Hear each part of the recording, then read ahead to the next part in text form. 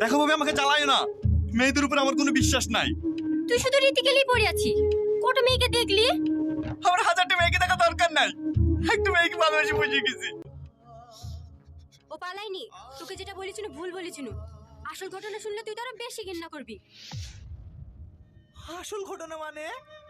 ও একটা ধর্ষিতা মেয়ে, থুবড়ো রাতে রেপ হয়ে হসপিটালে ভর্তি ছিল। তার লিগে তো আমাদেরকে যেতে বারণ করেছে।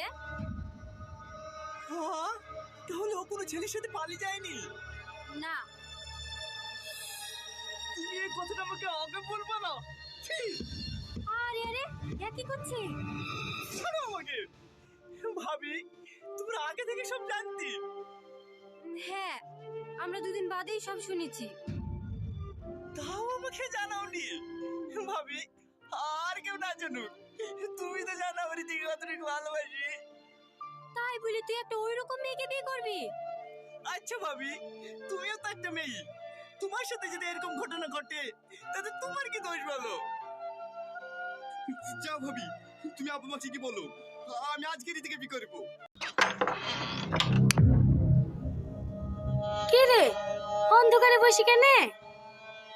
এমনি বাইরে মানে বেড়াবি, একটু ঘুরবি, এভাবে কেউ ঘরে বসে থাকে?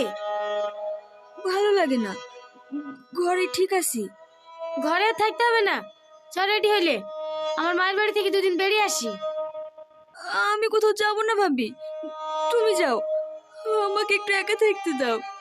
কি হয়েছে কি তোর বলতো? তোর মতো এরকম ঘটনা পৃথিবীতে কত মেয়ের সাথে ঘটিছে, তারা কি তোর মতন হার মেনে নিয়েছে নাকি? লেলে একটা ভালো জামা পরিলে, দুদিন বেড়াতে গেলে সব ঠিক হয়ে যাবে। কি হলো লে? আমার আর বাঁচতে ইচ্ছে করে না জানো ভাবি, তোমরা পারলে আমাকে একটু পিছলে এসে দাও না। কি পাগলের মতো বকছি? কষ্ট কার জীবনে নাই? সবারই জীবনে কষ্ট আছে, তাই বলে তো ভেঙে পড়লে হবে? তোর কিছু হয়ে গেলে আমরা কাকে নিয়ে বাঁচবো বল দিনি?